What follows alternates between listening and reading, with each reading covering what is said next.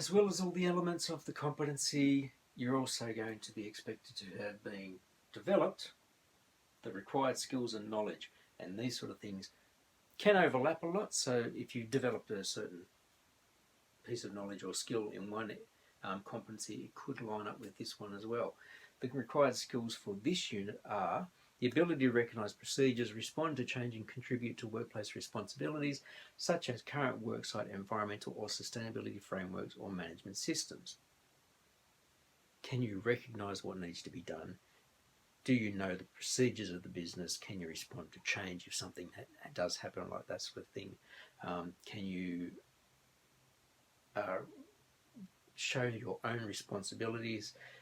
Do you understand the site's environmental and sustainability procedures, and are you able to follow them?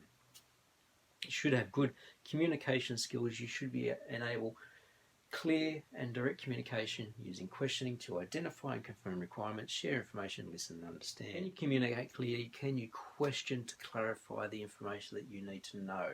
Can you share information with other work colleagues so that everybody knows what's going on? Can you listen and understand? Are you able to follow instructions? Can you read and interpret drawings so you don't have to keep asking somebody else, what do I do now? Are you able to use and interpret non-verbal communication, loud environments?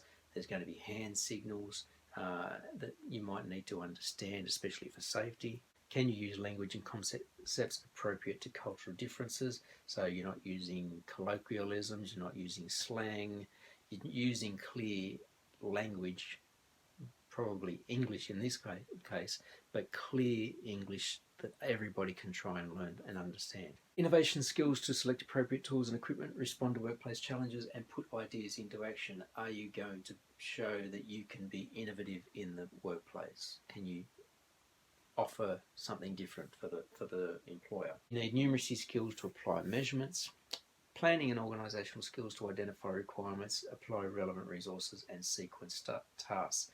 Can you plan things? Can you organise yourself? Can you organise your project or your process into the correct sequential order? Because that's going to be more efficient for you and the business. Problem solving skills to recognise and take action to rectify minor faults and problems. You want to make sure that you're not the person that goes, I've stuffed up and throw it away. You've got to be able to problem solve around and figure out how you can get back on track with what's going on without wasting materials, time, resources. Teamwork skills to be able to work with others to action tasks and relate to people from a range of cultural, social, ethnic backgrounds and with varying physical and mental abilities. As I've said in previous videos, unless this is the first one you've seen, teamwork is one of the most important skills that you need in the construction industry. If you can't work as part of a team, how are you going to be on site, or how are you going to be in a factory manufacturing products when you can't work as part of a team? Because you're going to have designated duties, but they're going to rely on other people and they will rely on you. Required knowledge for this unit, so the type of information that you have to have some form of understanding of.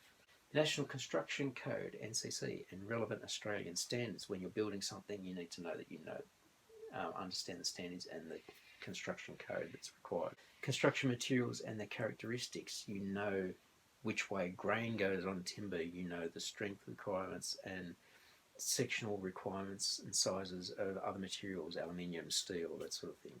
Fasteners and fixings relevant to unit assembly processes. You're going to have an understanding of and selecting the correct fastening techniques for the process that you're doing. Interpretation of workshop drawings and specifications.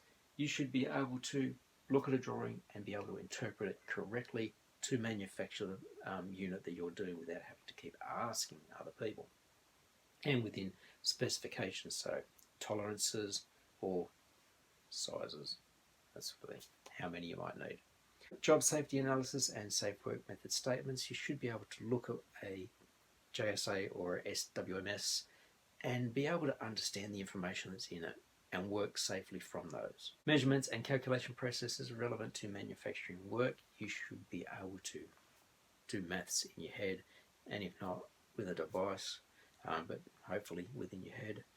The types and uses of static machines. You might be in a factory that has specific machines that do one set process, so you know that that's the process, and then this machine has a specific process, and you know how to use that, so that wherever you are in the manufacturing process or the production line, you know what your machine is going to be needed doing. Types of adhesive relevant to unit assembly processes, that comes in especially with this, with windows and glazing. What sort of silicon caulking are you going to need? Is it going to be clear, coloured, whatever? What are the properties that it needs?